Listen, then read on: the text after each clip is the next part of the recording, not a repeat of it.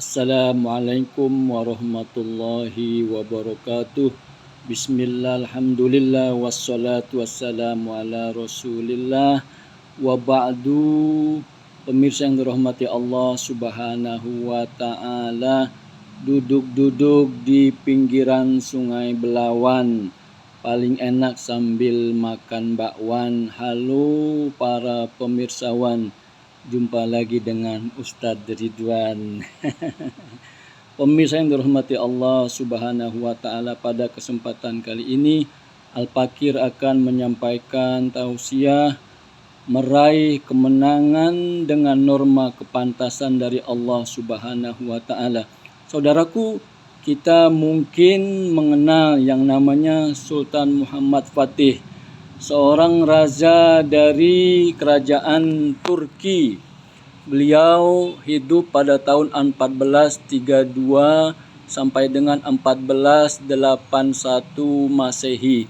Beliau menjadi raja Turki dari Turki Utsmani yang ketujuh pada umur 21 tahun, menggantikan ayahnya. Saudaraku, ketika beliau menjadi raja, menjadi sultan, beliau merekrut para pejuang, para tentara, para pejuang Allah subhanahu wa ta'ala dengan metode yang pertama, merekrut orang-orang yang bertakwa kepada Allah subhanahu wa ta'ala, orang yang mau berjihad di jalan Allah dengan penuh ketakwaan.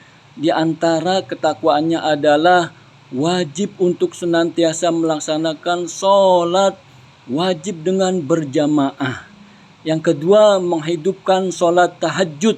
Masya Allah. Wa minal laili fatahajjad bihi nafilatan lak asa ayyab'ataka rabbuka maqaman mahmuda.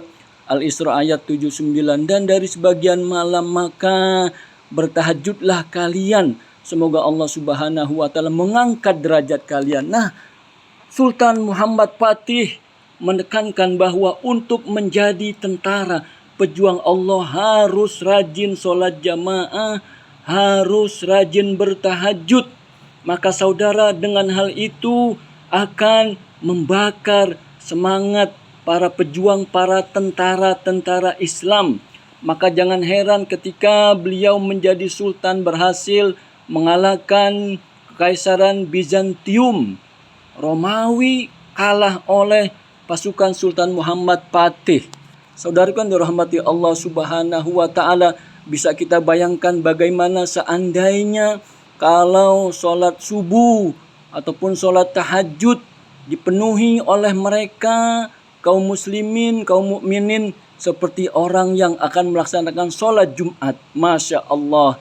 Maka itu akan menjadikan musuh-musuh Islam menjadi ketar-ketir. Mereka menjadi gemetar, mereka menjadi was-was. Bisa dibayangkan kenapa? Karena untuk sholat yang sangat berat saja, seperti sholat subuh dan mendirikan sholat tahajud, menegakkan yang wajib dan menghidupkan yang sunnah, menegakkan yang wajib dengan sholat subuh berjamaah dan sholat sain juga berjamaah, kemudian menghidupkan yang sunnah sholat tahajud dikerjakan, berarti itu akan membuat musuh-musuh Islam menjadi takut, ketar-ketir, was-was. Kenapa? Jangankan sholat yang lain, sholat yang berat saja, sholat subuh dengan sholat tahajud dikerjakan secara berjamaah. Apalagi jamaahnya bisa ratusan ribuan seperti kita melaksanakan sholat Jumat. Maka akhirnya jangan heran ketika Allah memberikan norma kepantasan, kemenangan kepada kaum muslimin melalui kepemimpinan Sultan Muhammad Fatih, berhasil mengalahkan Bizantium, Kekaisaran Romawi. Masya Allah. Saudaraku, semoga Allah subhanahu wa ta'ala berkenan menjadikan kita orang-orang yang selalu menegakkan yang wajib, menghidupkan yang sunnah, mengerjakan semua sholat 5 waktu berjamaah, terutama sholat isya, sholat subuh yang ganjarannya sangat luar biasa, yang ditakuti oleh orang-orang munafik. Amin rabbal alamin. Wassalamualaikum warahmatullahi wabarakatuh.